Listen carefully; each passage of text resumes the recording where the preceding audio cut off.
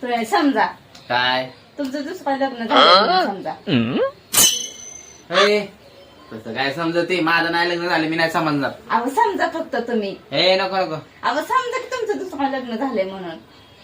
तुझं म्हणते का हा आता तो म्हणते म्हणून म्हणलं तर चल हा समजलं थोडा काय वाटतंय.